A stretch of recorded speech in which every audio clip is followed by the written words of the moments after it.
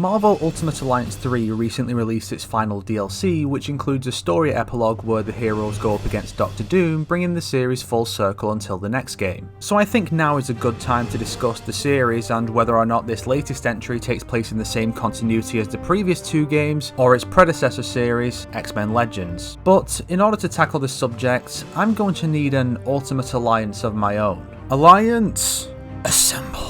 Hey there, I'm Xavier of Godzilla Mendoza, and I'm here with our big team of collaborators to talk about today's subject. Joining us is, alright, yeah, okay. Where the hell are the other two? I guess it's just the two of us then. I guess it's more of a Justice League Heroes of my own. Ultimate Alliance is the answer to the question that is inevitably asked when an X-Men series with a lot of playable characters is made. Why is this just X-Men and not all of Marvel? After 2 games, Raven Software's X-Men Legends was replaced by its all-Marvel equivalent with an ambiguous canonical connection between them. So that's as good a place to start as any. We know both duologies have internal continuity thanks to numerous references to the previous game, but are X-Men Legends and Ultimate Alliance 1 set in the same continuity?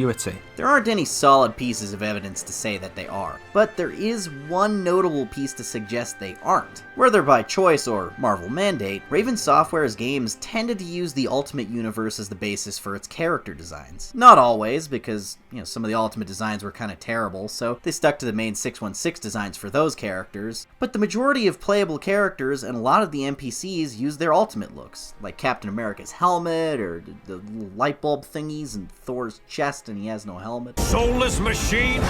How dare you strike the son of Odin! An example is Nick Fury for his cameo in X-Men Legends 2. However, in Ultimate Alliance, maybe because he has a larger role, he uses his classic design instead. Now I don't know about you, but I think there's something notably different about the way Fury looks in the 2 games. It's gotta be the hair. Ultimate Nick Fury's design is based on Samuel L. Jackson, who is black. 616 Nick Fury is white. Right off the bat, this disqualifies the 2 series as sharing a continuity, and with Ultimate Alliance 3's aesthetic drawing on the Marvel Cinematic Universe in which Jackson actually plays Fury, the 3rd game is also not set in the same continuity as the previous 2. As such, it's clear we have 3 distinct universes in this franchise. Oh.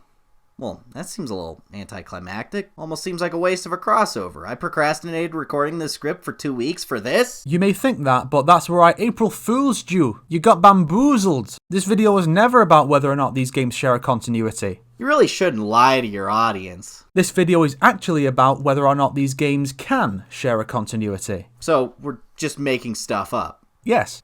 Alright, cool. First, we need to tackle the Nick Fury problem. Is it possible for a potential Ultimate Alliance 4 to introduce a plot point that allows Nick Fury to be both black and white in the same continuity? It could be like that one time Frank Castle got plastic surgery to be a black guy for a few issues, and he teamed up with Luke Cage to fight some crooked cops. And then he got turned back, and the story was called Fade to White.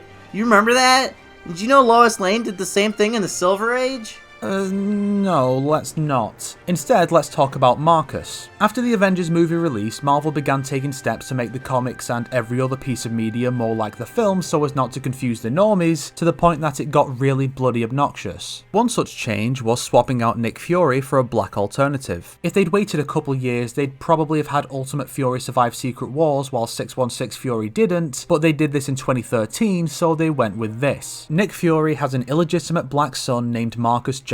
In the course of his debut story, his father dies, he loses an eye, and he takes on his father's name and role within S.H.I.E.L.D. If we go with this idea, we can imagine that Nick was busy during Legends 2 and had Nick Jr. filling in for him. There's a potential issue with both Nicks being referred to as Colonel in their respective appearances. Colonel Nick Fury.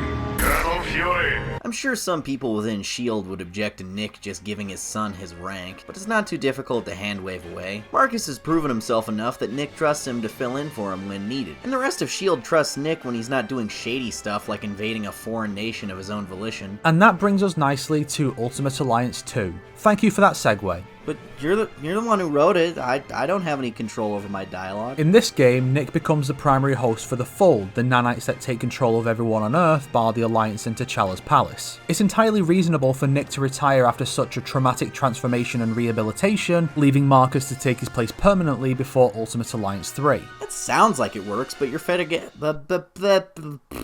Yep, I'm a professional. That sounds like it works, but you're forgetting about Doom. How can I? The new one's only just come out.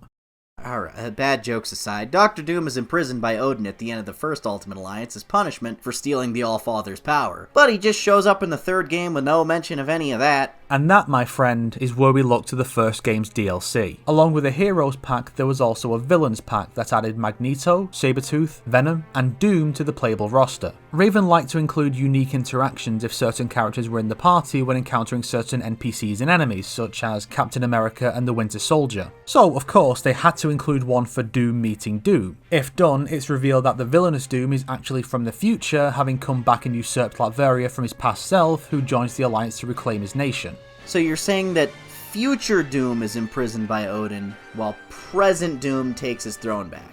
You catch on quick. I mean, you wrote for me to do so, I don't know.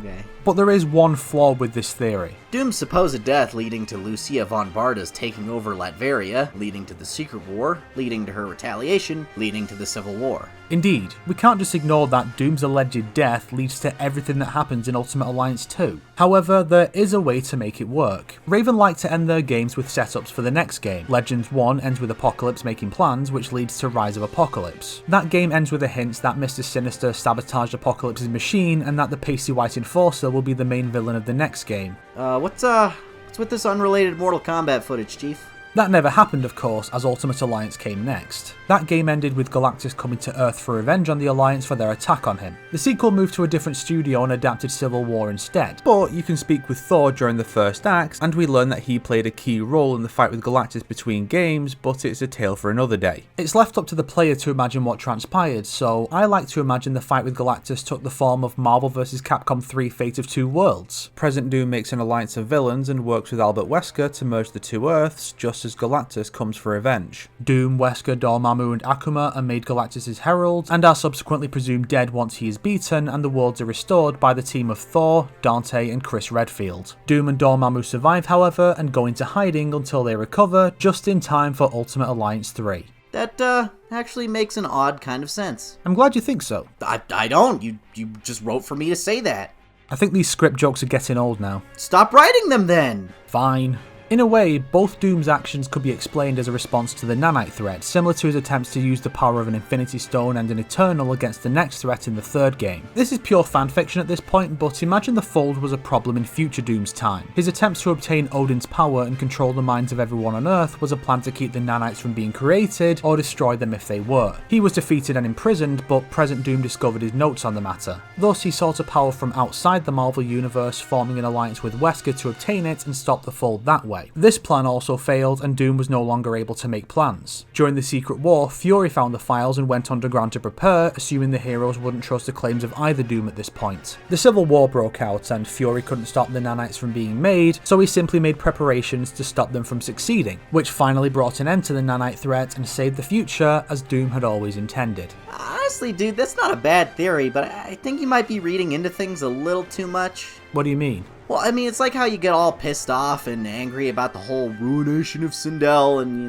you get really upset and just ramble about that a lot on Twitter. Supposed? Blasphemy! I mean, no offense, but it was hardly the worst thing MK11 did. Sacrilege! Begone! Begone, thought! I don't think that's how that term works. Thought Ragnarok! Okay, I'm going.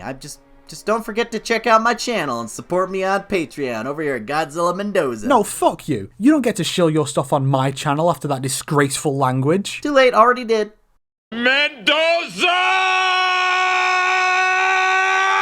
You, think anyone found that funny? God, I hope so. Guys, this is just cringe. Note for the editor, I'm, adding in extra stuff so that it's more believable when you cut me off. Because you ever notice how in movies, when people are about to say something and then get cut off, they actually just pause like they don't have anything else to say before the next person interrupts them? You won't be able to blackmail our executives, threaten our Sit down. That pisses me off, so I'm trying to make it so we don't do that. Also, cut all this out. Or don't. I don't know. It's up to you. If you liked this video, why not check out Xavier's channel as well? He's the only reason this video was in any way funny after all. But don't just take my word for it. Xavier? Don't listen to that guy, he's being too modest. But if you want to follow up on more of my stuff, I do Mortal Kombat videos too, but mainly comic book related stuff, so you can check that out on my channel and see what that's like. Thanks for having me on, man. It's been a pleasure. Definitely check this guy out if you haven't already. Here, have a selection of some of my favourite videos of his. He's an absolute joy to listen to.